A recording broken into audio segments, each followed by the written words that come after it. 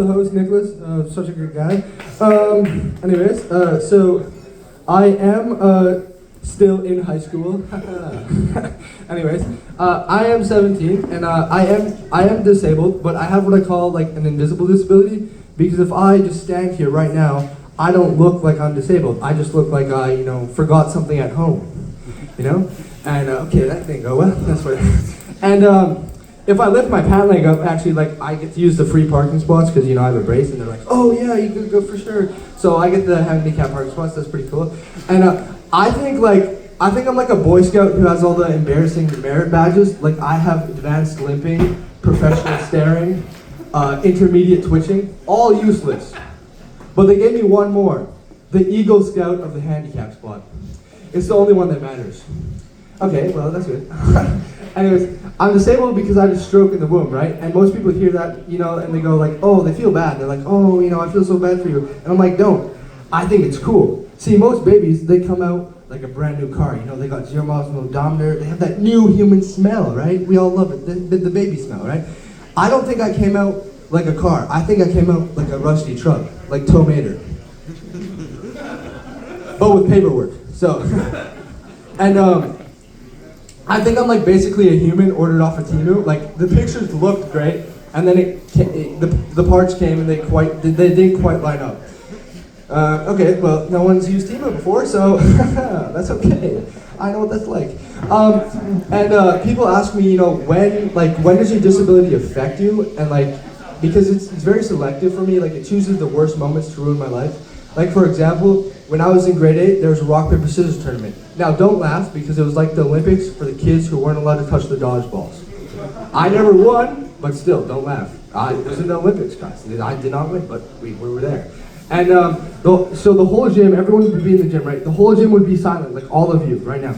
And the teacher would go, on my count, okay, 1, 2, 3. Everyone would throw on 3. I threw on 4, because everyone's brain heard 3 and it sent a signal to their hand. My brain heard 3 and it sent a confirmed purchase notification.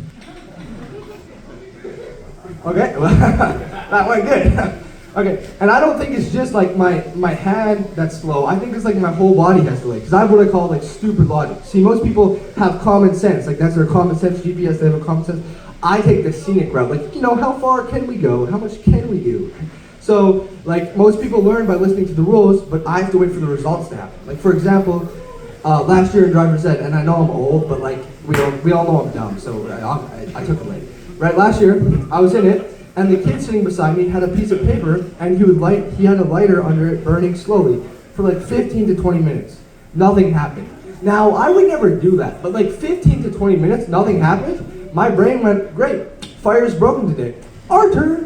And let's just say, when I lit that piece of paper, I learned one thing. I'm very good at making campfires, because that whole desk and the paper just went in flames. Everyone was screaming, the sirens were going off. I was honestly just standing there super calm, because to me, it wasn't really a disaster, it was just like new information.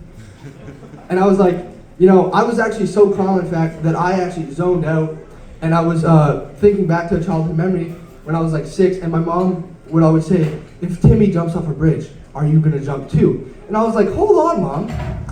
What did Timmy look like when he hit the ground? Did Timmy live, or did we learn something? I mean, that matters. Like, I don't do monkey see, monkey do. I do monkey see, monkey pause. Okay. Okay. But like, I'm the monkey in the tree that's like, oh, he lived? Oh, okay. Because that's evolution, right? One dumb monkey jumps and the rest of us read the Yelp review. Right? And I zoned back into class, right? And now I'm zoned back into class, I'm standing there, the desk is still burning, because I'm that good at making fires, right? The desk is still burning, and the teacher comes over running, and he's this big, huge guy. I mean, he looks like a Capri Sun filled to the absolute max. Just a giant silver torso with a tiny straw head, right? And he's like, yo, why would you do that? Why would you do that to the desk? And I zoned out, because I was staring at his big balloon belly. And I was like, if I poke him, is Tropical Blast just gonna is it just gonna squirt Tropical Blast onto the whiteboard?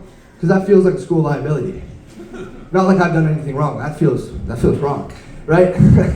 Okay. Well, I don't even think it's just that my brain's slow. I think it's just that like my whole body's different. Like I don't know if anyone else gets this, but does anyone else just get like the weird like shiver, like I call it like the heroin jiggy, but like does anyone just like, so that worked. I thought of that today. Well, no, so like, right, I would always have that, and like, I just thought it was a shiver, and then when I was like 8 years old, I did it one time, and my uncle was around, and he was like, oh yeah, that's what you call getting molested by a ghost, and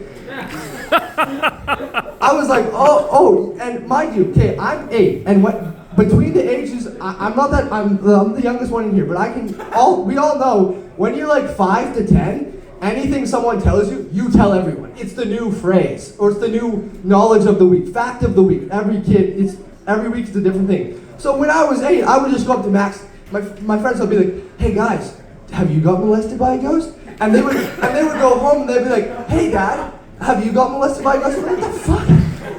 What's going on?" And then I went to school, right? I was like, I don't know, 8, right? Whatever grade I was, I would just get the shiver, right? I would shake. And then Mr. Higgins would be like, "Oh, are you cold?" And I'd be like, "No, Mr. Higgins, I just got fondled by a poltergeist." And I actually learned what that word meant just recently. I know, like after 8 or 9 years, I finally just learned what it meant. It's called myoclonus, and scientists, the people that actually have the degrees, they call it a skin orgasm. So I heard that and I went, wow, so my uncle was right. I was being touched. The ghost was just really good at his job. And now whenever I go in public, I don't feel embarrassed when I get a shiver. I just feel like satisfied, And I don't even think it was just me that's dumb, I think my brother might have caught a touch of whatever I had. Because the other day he started saying some real stupid shit. I mean, like he came up to me and he was like, "Hey, do you ever think there's been a Where's Waldo audiobook?" And I was like, "What the fuck? What are you on?" And I was like, "No, you're stupid. That doesn't make sense. It's like hiring a mime to do a podcast. It's a waste of time for everyone, right?"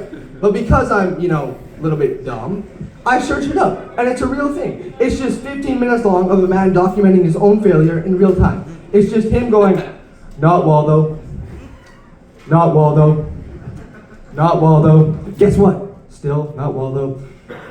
For like 15 minutes. And when I heard this, I was like, imagine what the blind think of this. Like, imagine you're a blind person and you hear like the Alexa is like reading you the titles of the book. It's like 50 Shades of Grey, and you're like, "Ooh, that sounds like a cool coloring book." and then it says "it," and you're like, "Ooh, I wonder who was it." They don't. And then you hear "Where's Waldo?" and they're like, "Ooh, that sounds like a good murder mystery." And then you get your tea ready, you hit play or you feel play, I don't know what they do. And then you hear it, and after a minute you're like, "Did I just get catfished by the title?" They're like, "What the hell?" There was no punchline there, so you guys were like, "Oh, there's a punch." No, there's no punchline. Not today, guys. It's not ready. It's still in the progress. And sorry. And my dad actually, right there, he heard me and my brother talking about this, and with total dad confidence, he got me a Where's Waldo t-shirt for Christmas. And like I have right now, I've had it for like 3 weeks or however long it's been since Christmas. I'm not good at math, I failed it last year. So I've had this shirt for like 3 weeks, and I learned 2 things. First off, the blind have it way easier. They always say like the blind, Helen Keller, is she blind? I don't know. They all have it hard. No, their book ends in like 15 minutes. I've looked at this t-shirt every single hour for the last like 3 days. I still haven't found him. And it's really awkward when you go when you're walking around in public and you just see a guy talking to a shirt like he's on heroin. And he's just, "No Waldo, no Waldo, no Waldo, no Waldo, no Waldo, no Waldo." And you just walk past him and be like, "What the fuck?" But all I'm saying, I don't think Waldo's even on the shirt. Like I've looked all over. Anyways, how much time have I done, Nicholas? Nicholas? Okay. What? I'm done? Okay, thank you.